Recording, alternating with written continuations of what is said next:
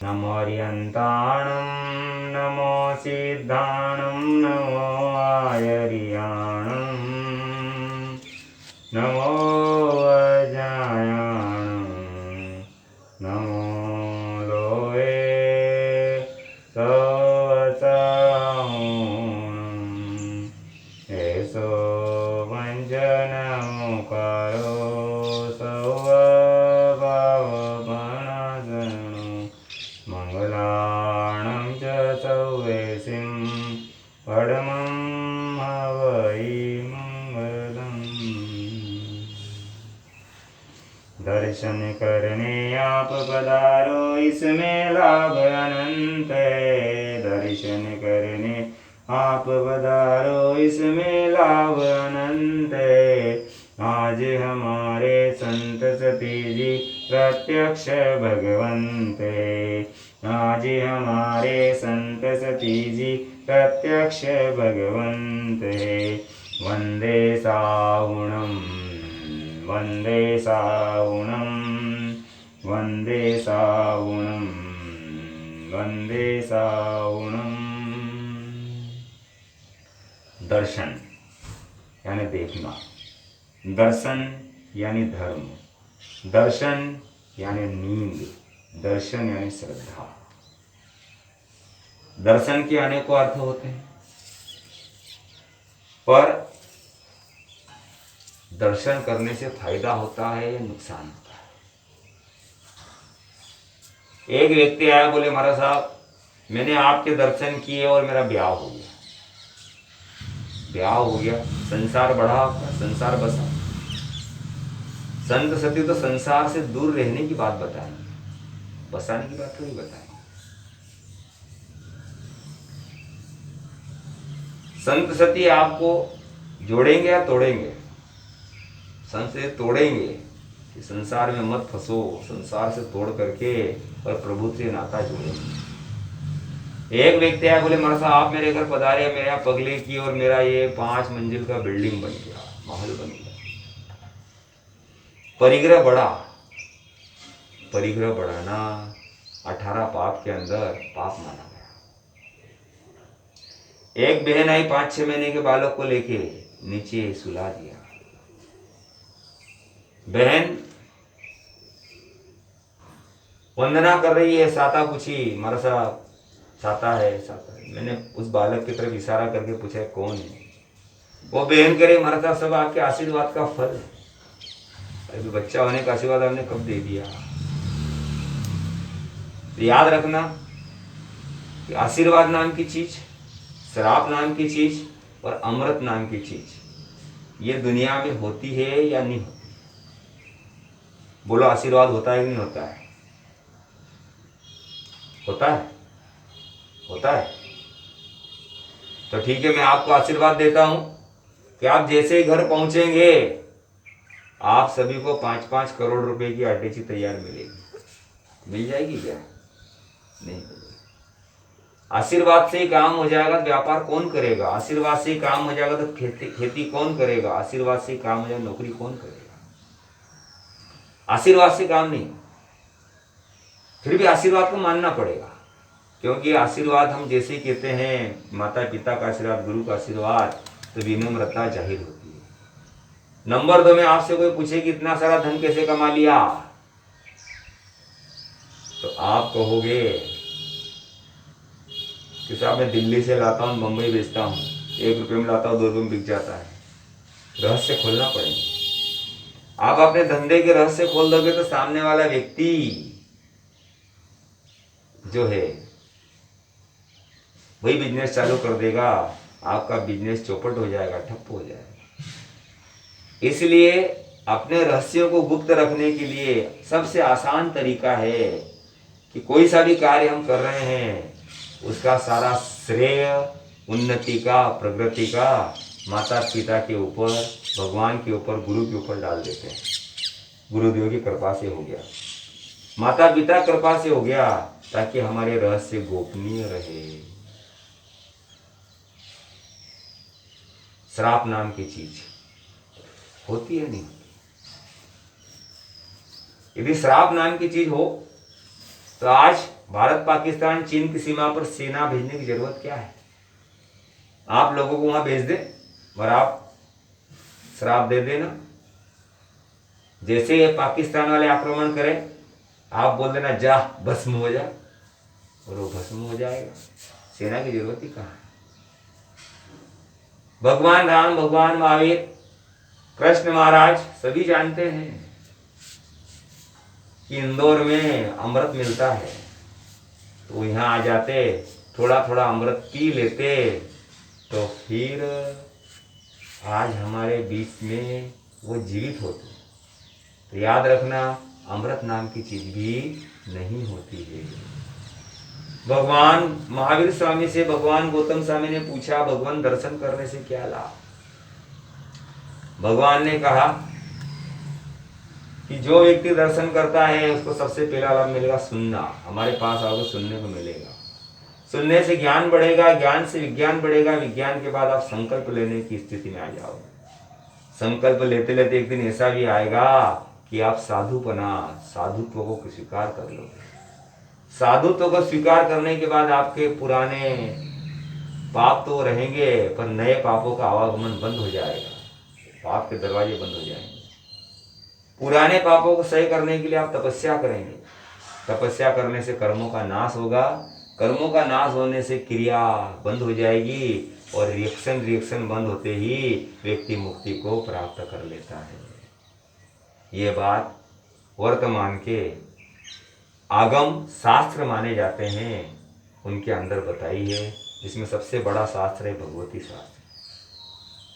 प्रश्न पूछा गया शस्त्र और शास्त्र में क्या अंतर है?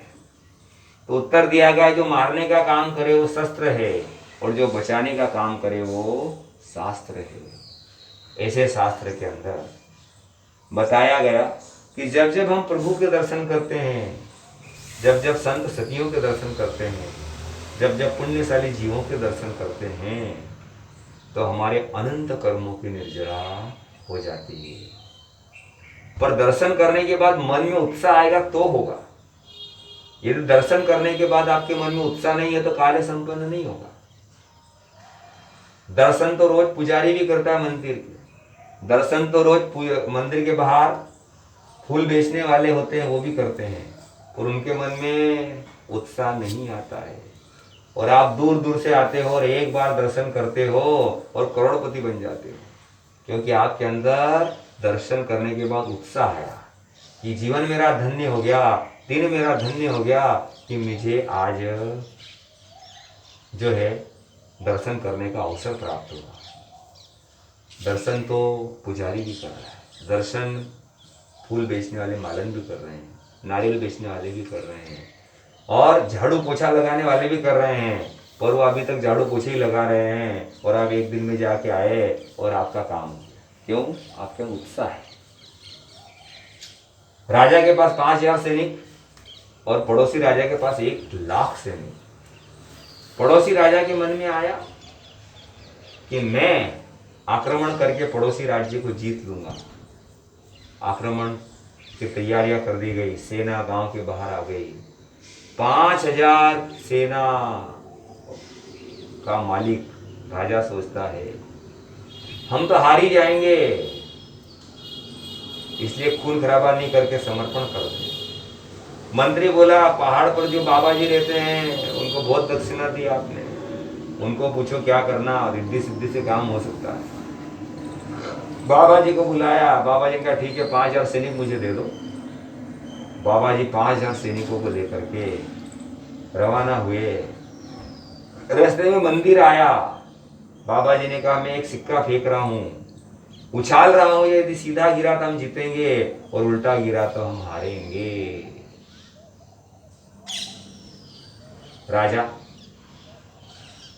ने जैसे ही बोला, बाबा ने जैसे ही बोला, सारे सैनिक देखने लग गए। सिक्का उछाला गया और सिक्का नीचे सीधा ही गिरा।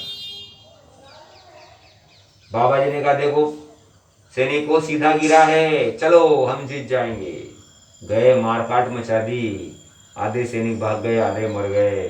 5000 सैनिक सकुशल आए मंदिर के सामने, भगवान के हाथ जोड़ के बोले भगवान आपकी कृपा से आपके आशीर्वाद से हम जीत गए। महात्मा जी ने जेब में से निकाला सिक्का, बोले सैनिकों इसमें भगवान की कृपा का कोई रोल नहीं है, यह सिक्का दोनों तरफ से सीधा ही है। और जैसे ही सीधा गिरा आपके मन में उत्साह आ गया और उस उत्साह के कारण हम जीत करके आए हैं। तो याद रखना, किसी का चेहरा देखें या न देखें, तपस्या करें या न करें, धर्म करें चाहे न करें, किसी असहाय की सेवा करें या न करें, जब जब जिस कार्य में उत्साह आता है वही कार्य संपन्न होता है। आज आपने एक रोटी गाय को खिला दी तो आप सोचते मैंने बहुत बड़ा काम कर लिया। वास्तव में रोटी खिलाने के बाद मन के अंदर उत्साह आना चाहिए कि मेरा जीवन धन्य हो गया। उपवास करने के बाद मन में उत्साह आना चाहिए कि मेरा जीवन धन्य हो गया। दर्शन करने के बाद मन में उत्साह आना चाहिए कि मेरा जीवन धन्य हो गया। जब उत्साह आता है तो कार्य संपन्न हो ही जाता है। किसी का चेहरा देखने से नुकसान या फायदा? तो उत्तर दिया गया कि एक व्यक्ति जिसका चेहरा देखते ही काम बिगड़ जाता। कई लोगों ने राजा शिकायत कर दी, इसका चेहरा देखते ही काम बिगड़ जाता है, इसका चेहरा देखते ही काम बिगड़ जाता है। तो इसको देश निकाला दे दिया जाए। राजा ने कहा मैं चेकिंग किए बिना कैसे देश निकाला दे सकता। राजा ने अपने घर में, अपने महल में उसको अपने साथ सुलाया। सुबह से मुंह देख करके रवाना हुआ राजा जंगल की ओर। दिन भर खाना पीना मिला नहीं, शिकार मिला नहीं और दिन भर में थकावट भी ज़्यादा आ गई। रात को आके सोया, सुबह उठा, इस मनुष्य का मैंने चेहरा देखा इसलिए मुझे भोजन भी नहीं मिला, शिकार भी नहीं मिला। फांसी की सजा के आदेश दे दिए, फांसी के तख्ते पर ले गए। अंतिम इच्छा पूछी, बोले मुझे राजा से मिलना है। राजा आए, राजा ने कहा भाई बोलो क्या चाहिए। बोले राजन मुझे किस अपराध की सजा दी जा रही है? मैं मरने से नहीं डरता हूँ पर मैं अपराध तो जान लूँ। राजा ने कहा तू मनुष्य व्यक्ति है, तेरा चेहरा देखते सबके काम बिगड़ जाते हैं। कई दिनों से शिकायत आ रही थी पर आज मैंने प्रत्यक्ष देखा कि तेरा कल मुंह देखा, दिन भर भोजन पानी भी नहीं मिला और शिकार भी नहीं मिला, परेशान हुआ अलग। राजन ठीक है, आपने मेरा मुंह देखा था, आपको भोजन पानी शिकार नहीं मिला, पर मैंने भी तो कल आपका ही मुंह देखा था, मुझे तो फांसी मिल रही है। तो मनुष्य आप हुए या मैं हुआ? राजा को लगा झटका, सही बात है, किसी का चेहरा देखने से कुछ नहीं होता है। जब तक हमारे अंदर बुरे भाव नहीं है या अच्छे भाव नहीं है उसका परिणाम हमको प्राप्त होने वाला नहीं है। कैमरा हो चाहे मोबाइल हो, उसके ग्लास सबको देख रहे हैं और वो काम तभी करेगा जब आप कैमरा चालू कर दोगे, मोबाइल चालू कर दोगे। खाली देखने मात्र से उस मोबाइल के अंदर फोटो आने वाले नहीं हैं।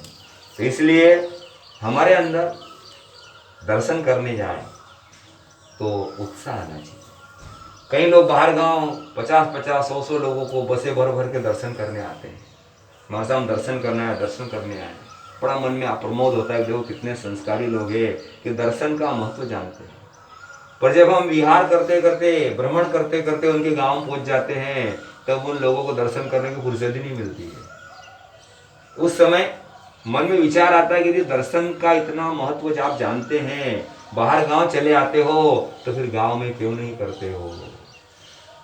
कारण कि आपने दर्शन का महत्व जाना ही नहीं।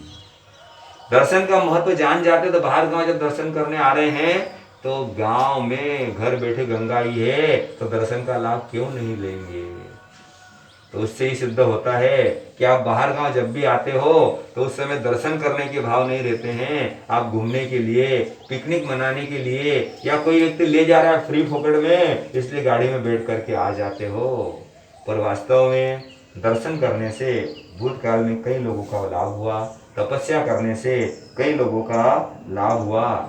ऐसे ही हम लोग चिंतन करें, मनन करें कि जैसी भावना हमारी रहेगी वैसा ही हमारा कार्य संपन्न होगा। उत्साह आना चाहिए।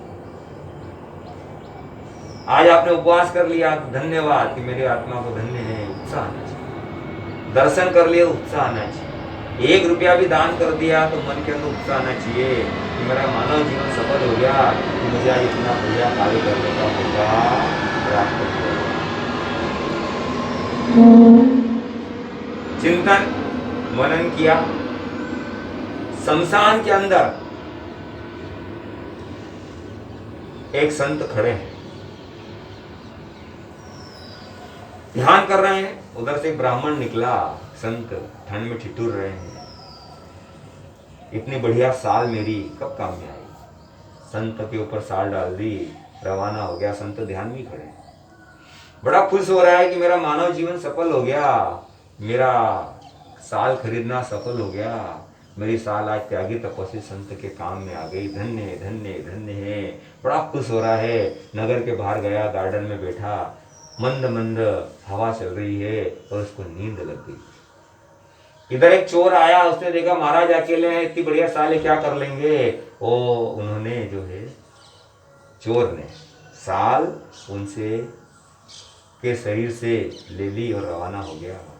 वही भाग रहा है नगर की तरफ। इधर नगर में नगर का राजा मर गया। उस समय नियम था कि वारिस नहीं हो तो हथीनी को गले में माला डाल देते सूंड में, और वो हथीनी जिसके गले में माला डाल दे और उठा करके अपनी पीठ पर बिठा ले, उस व्यक्ति को राजा घोषित किया जाता। पूरे गांव में हथीनी घूमी, पूरे गांव में। पूरे गांव में घूमने के बाद गांव के बाहर आ गई हथनी। कई लोग प्रयास कर रहे हैं हमारे गले में डल जाए माला। उधर चोर भी बढ़ रहा है नगर की तरफ। इतनी सारी भीड़ देखकर लगा मुझे पकड़ने आ रहे हैं ये लोग। तो चोर उल्टे पैर भागा और देख तो रहा पीछे न भाग रहा है, आगे एक गड्ढा आया और चोर उसमें गिर गया और मर गया।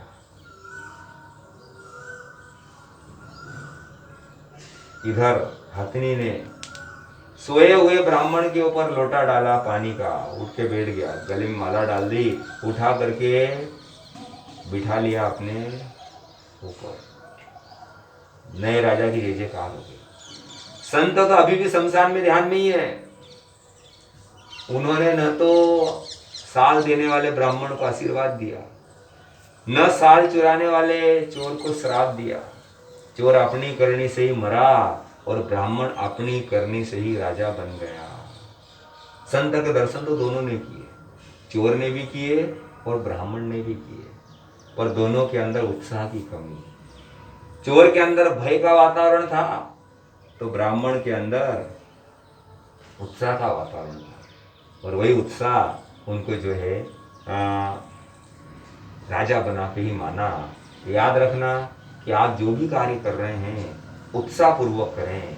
आपको आज दर्शन हो गए, अपनी आत्मा को धन्यवाद दें कि तूने आत्मा बहुत बढ़िया कार्य किया, जो दर्शन हो गए हैं। एक आम ऊपर से नीचे गिरा, उसको 2 लोगों ने देखा। कौन थे 2 जने? उत्तर दिया गया आंखें। जिन्होंने देखा उन्होंने नहीं उठाया, उठाया 2 जनों ने। कौन? हाथ। जिन्होंने उठाया उन्होंने नहीं खाया, खाया 32 जनों ने। कौन? दांत। जिन्होंने खाया उन्होंने रस नहीं लिया, रस लिया 1 जन ने। कौन? जवान। इतने बगीचे का मालिक आ गया। नालायक बेवकूफ चोरी करता है तो जिसने रस लिया उसको नहीं पकड़ा, पकड़ा 2 जनों। कौन? कान। जिनको पकड़ा उनको नहीं मारा, मारा 2 जनों को, गाल पे मारा, और जिनको मारा वो नहीं रोए, रोए 2 जने। कौन? आंखें। देखा था किसने? आंखों ने। रोना किसको पड़ा? आंखों को रोना पड़ा। इसलिए याद रखना कि हम जैसा सोचते हैं, जैसा करते हैं, जैसी भावना भरते हैं, वैसा कार्य हो जाता है। अब आपको संत दर्शन करना, प्रभु के दर्शन करना या दूरदर्शन करना। कई लोग दूरदर्शन के पीछे पड़े हुए हैं, पर अनावश्यक चीजें देखकर हम हमारा समय बिगाड़ रहे हैं। मोबाइल, टीवी आदि जो है इसमें अनावश्यक चीजें हमारा कोई फायदा करने वाली नहीं है। इसलिए कहा जाता है कहा किसी का माने नहीं, राखे अपने टेक, बिगड़या पीछे यूं कहे, लिखा विधाता ले। अर्थात कई लोग जिद्दी होते हैं और जिद्दी होने के कारण अपना कार्य संपन्न करते हैं, पर कार्य संपन्न तो होता नहीं, पर अंत में बिगड़ जाता है। फिर कहते सब क्या करें, भाग्य में यही लिखा था और विधाता ने ऐसा ही लेख लिख रखा था, पर वास्तव में ऐसा होता नहीं है। तो हम लोग भी दर्शन करने के लाभ जाने, तपस्या के लाभ जाने, और लाभ तभी होगा जब हम करने के बाद हमारी आत्मा को धन्यवाद देंगे, हमारे मन के अंदर उत्साह का वातावरण होगा। और सरलता रखें, जिद्दी बना छोड़ें, और जब भी काम करें तो अच्छे ढंग से, सुंदर ढंग से करें। दुनिया का वर्तमान में सबसे ज़्यादा प्रकाशवान कौन होगा? मेरी समझ से वेल्डिंग मशीन का जो प्रकाश है सबसे ज़्यादा तेज होता है। तो इसका खुली आंखों से देख नहीं सकते हैं तो अंधे हो जाएंगे, बीच में कांच रखना पड़ता है। और घास भी होती है तो उसको देखने वाले की आंखें जो अच्छी होती है, और देखने मात्र से हमारा फायदा होगा या नुकसान होगा कुछ नहीं कह सकते, पर जब तक उत्साह नहीं आएगा तब तक हमें फायदा होने वाला नहीं है। और कृष्ण महाराज भी दर्शन करने जाते थे, कौणिक महाराज भी भगवान पधारे आज कहाँ पर है इसकी सूचना देने वाले को स्वर्ण मुद्राएं देते थे। संयति राजा ने संत के दर्शन किए, भगु पुरोहित के बच्चों ने जो है संत दर्शन किए, परदेसी राजा ने संत के दर्शन किए, नंद मणियार भगवान के दर्शन करने के लिए जा रहे हैं, अनाथी मुनि ने दर्शन कर लिए। ऐसे अनेकों दृष्टांत हमारे यहाँ पर है कि जिन्होंने दर्शन करने के भाव रखे, दर्शन किए। एवंता मुनि, अर्जुन माली, ऐसे अनेकों दृष्टांत हैं जिनके दर्शन करने के बाद मन के अंदर उत्साह आया, कुछ करने की तमन्ना जागी, और उन लोगों ने मुक्ति को प्राप्त कर लिया और देवलोकों को प्राप्त कर लिया। और आज भी हमारे उन महापुरुषों को हम लोग याद कर रहे हैं। तो दर्शन करने आप पधारो, इसमें लाभ अनंत है। दर्शन करने आप पधारो, इसमें लाभ अनंत है। आज हमारे संत सती जी प्रत्यक्ष भगवंत है। वंदे सावणम, वंदे सावणम, वंदे सावणम, वंदे सावणम। आसान तरीका कि जब तक मुझे दर्शन नहीं हो जाएंगे मैं चाय नहीं पीऊँगा। चलो चाय पी ली, तब ये तय करो कि आप दर्शन नहीं होंगे तो दोपहर का भोजन नहीं करूँगा। चलो दोपहर का भोजन हो गया, तब ये तय करो कि शाम का भोजन नहीं करूँगा जब तक दर्शन नहीं हो जाएंगे। चलो शाम का भोजन भी हो गया, तब चौथी बात है कि जब तक मुझे दर्शन नहीं होंगे तब तक मैं सोऊंगा नहीं। जीवन के अंदर कुछ न कुछ नियम। 3 खंड के अधिपति कृष्ण महाराज भी भगवान के दर्शन करने जा रहे हैं, संतों के दर्शन करने जा रहे हैं। हमारा तो 3 मंजिल का मकान भी नहीं है, फिर भी हमें दर्शन की फुर्सत नहीं मिल रही। क्यों? क्योंकि सुख में सुमिरन सब करे, दुख में करे न कोय। सुख में सुमिरन करे तो दुख काहे कोय। जब सुख आता है तब व्यक्ति पिकनिक मनाने की और भोजन कराने की, उत्सव मनाने की सोचता है, और जब दुख आता है तो सीधा पहुंचता है भगवान की शरण में, सीधा पहुंचता है गुरुओं की शरण में, सीधा पहुंचता है धर्म की शरण में। पर हम लोग पहले ही शिक्षित बने तो निश्चित रूप से हमको लाभ हो सकता है। जैसे दर्शन करने के भगवान ने बहुत सारे फायदे बताए, और अंतिम फायदा बता दिया कि जो भी व्यक्ति दर्शन करने आता है अंत में वह मुक्ति को प्राप्त कर लेता है। तो ऐसे हम भी चिंतन करें, मनन करें तो हमारे लिए लाभ का कारण हो सकता है। होगी।